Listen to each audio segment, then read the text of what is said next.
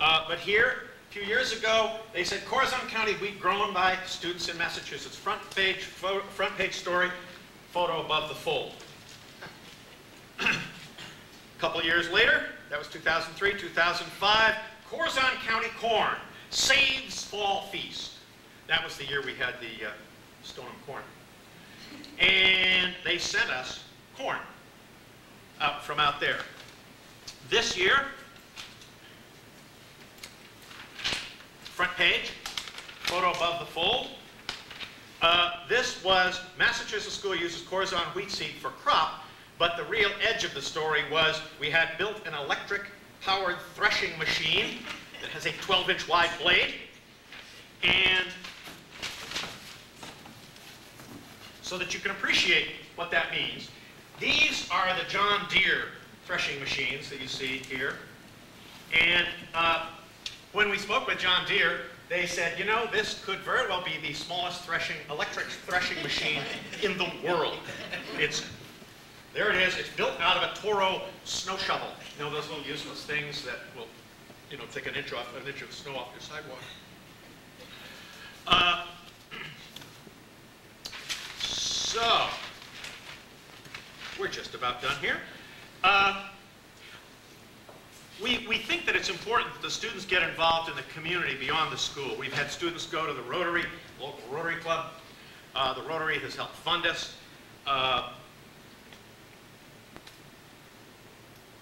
What else can I say? We have a lot of activities that kind of go by the seasons. And I did not make copies for everyone.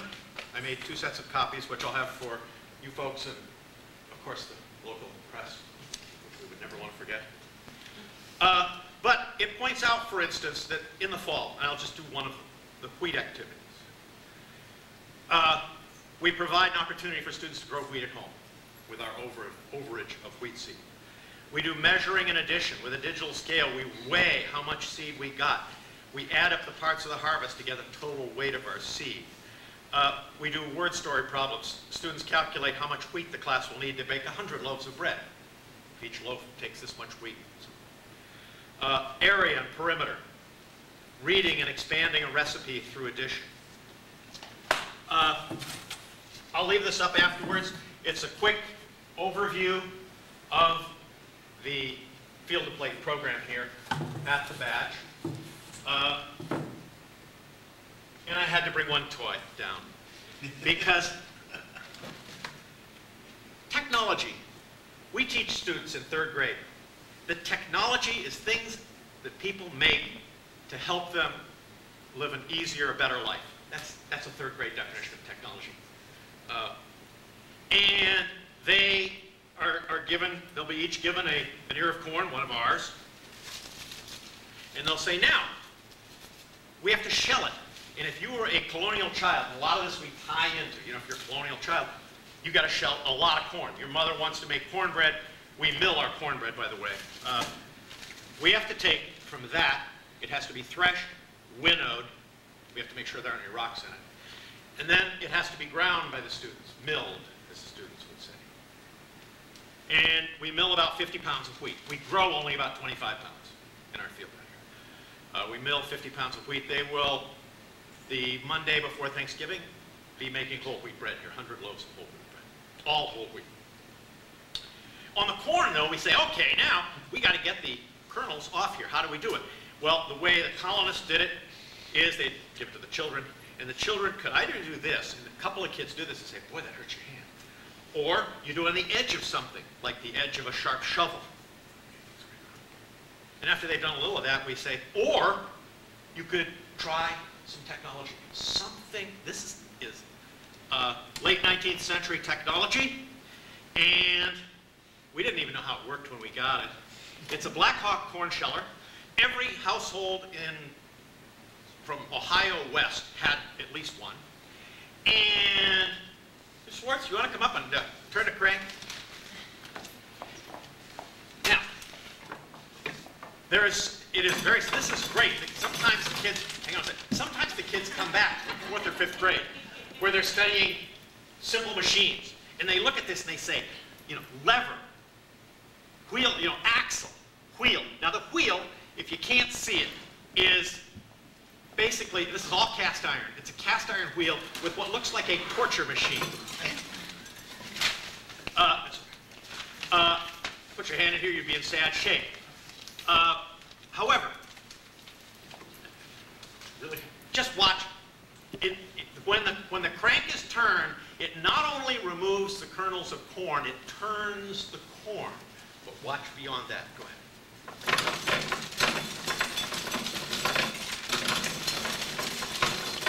Pulls it down, stripping the kernels from the corn, and look what it does with the cob.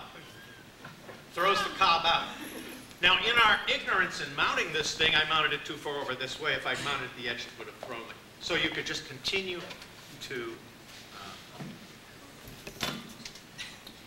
So, every year the program changes. There is a core which runs through it, and then there are all sorts of things like in the newspaper from Corzine County, they had a picture where they were putting a great big piles of wheat on the ground because the elevators were full and the 110 car trains were being loaded as fast as they could. They just couldn't get it out of the field fast enough.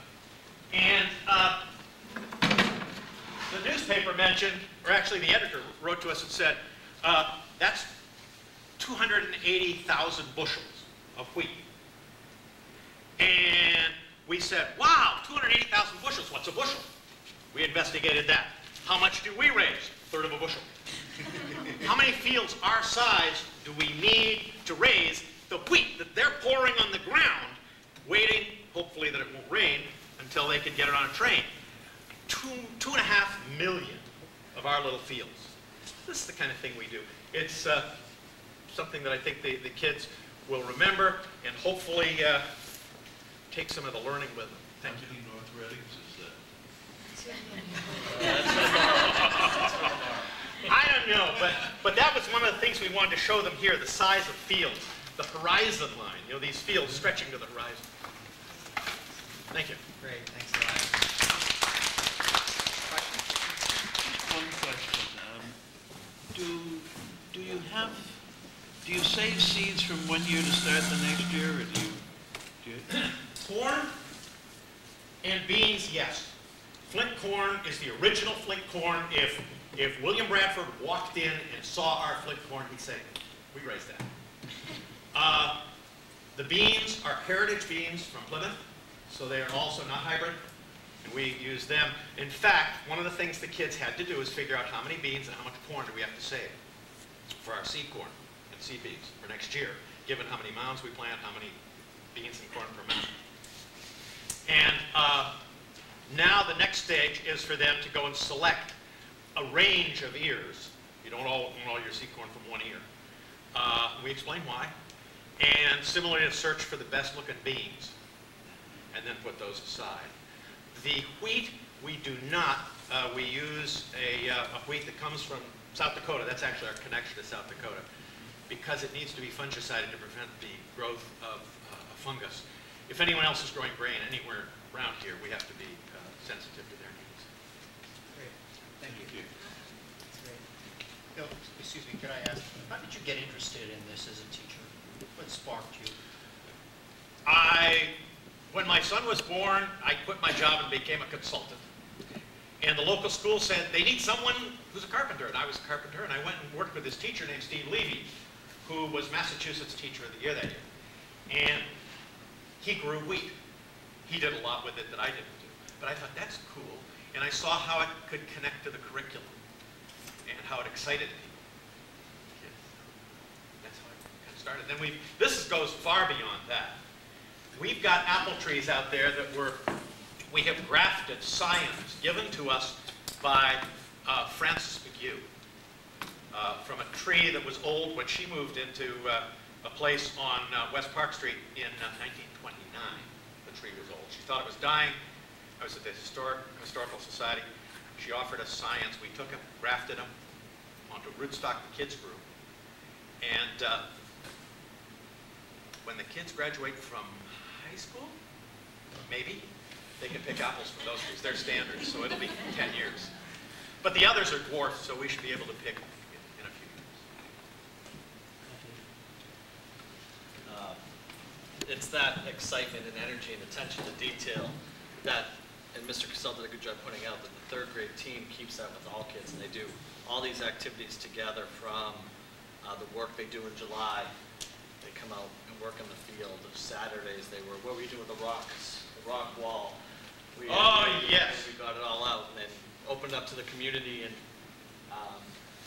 people came and took it to bring it back for their own landscape. So it's really under his PR, he wants to use it, that put that all together, and it'll be recognized on February 9th at the, for his Teacher of the Year award. So it was nice for him to be able to come and share that and understand that all the students, when they're in third grade, the Bachelor School will experience that for years to come. So thank you, Mr. Cassell. Finally, I wanted to tie in a parent component, and our Bachelor Parents Organization is such a vital group that supports a lot of what we do on a daily basis. And I invited Shayna Swartz, who's our enrichment coordinator, who, this is your third year, is that correct? Third year is really taken off in a leadership that I am so proud of, as far as her efforts to research and coordinate and apply for grants and encourage our faculty and staff to apply for grants. I'm not going to steal any of her thunder. I'd like her to share a little bit of what the BPO has done to help our students experience more through enrichment opportunities that we're bringing into the school.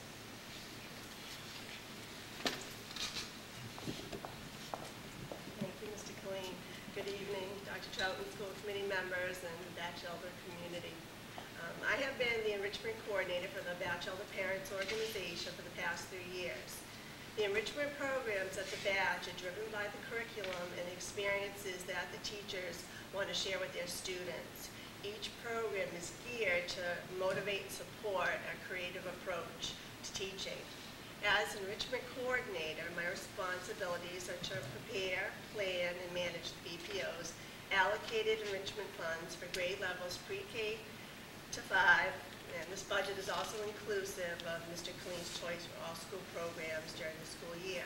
I interact with teachers and staff, introduce and research new programs and artists, network with parents, other schools, community leaders, the Massachusetts Cultural Council, and the North Reading Cultural Councils. I'm also a member of the North Shore Arts Council and regularly attend their monthly meeting.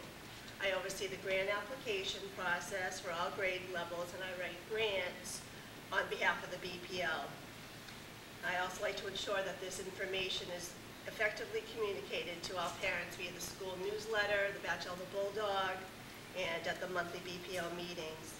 Enrichment is the #1 expense of the BPO, and the enrichment budget supports a multitude of programs for all students. In the past, we've had acclaimed authors and illustrators such as Greg Tang, Peter H. Reynolds, Jacqueline Davies, and Stephen Krensky. We sponsor programs like Hero Art with Rob Surratt, hands-on science programs, music educators, health and nutrition programs, and anti-bullying programs. Here at the Batch, the teachers strongly connect with the scheduled field trips. They feel that that's a true extension of the learning process. All grades K through 5 have planned field trips throughout the year, and due to our location, walking field trips to the post office, Putnam House, and library also take place. This year, we've already had 2 all-school enrichment programs.